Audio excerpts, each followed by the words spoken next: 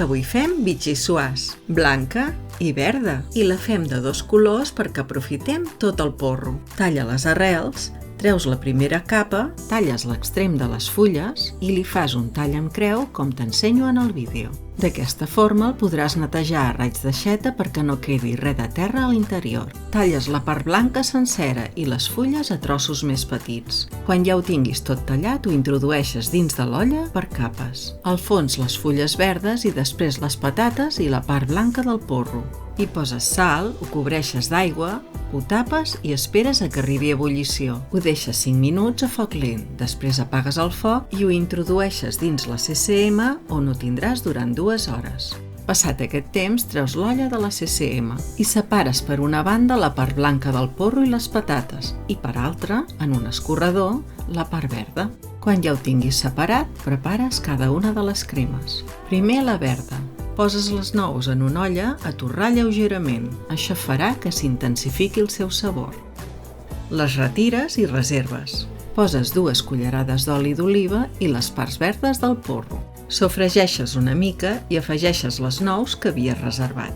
Deixen algunes que serviran per decorar el plat acabat. I poses la meitat del suc de verdura que tenim de bullir el porro i la patata i la nata líquida, que també pot ser vegetal.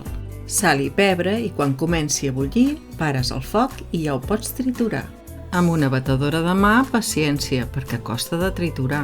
Es tracta de que et quedi una crema ben fina. Quan estigui així, li poses 2 cullerades d'oli i la resta de suc de verdures que tenies reservat. En total, jo hi he posat 700 mil·lilitres. Tasta'l i, si és necessari, rectifiques de sal. Com totes les cremes de verdura, es pot menjar calenta, però aquesta és molt bona freda. I al moment de servir, li poses uns trossos de nous i un bon raig d'oli d'oliva verge. Per fer la bitxissuàs blanca, en una cassola poses 3 cullerades d'oli d'oliva verge i la ceba tallada petita. Quan comenci a daurar, li afegeixes el porro i les patates.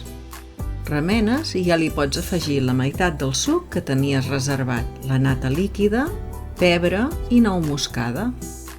Quan comenci a bullir ja pots parar el foc i triturar. Quan ja estigui ben triturat li poses la resta del suc i 2 cullerades d'oli d'oliva verge. T'ha de quedar ben fina, la tastes i si cal li poses més sal. Calenta o freda, a l'hora de servir un raig d'oli d'oliva verge. Ara ja ho saps, del porro no es llença res.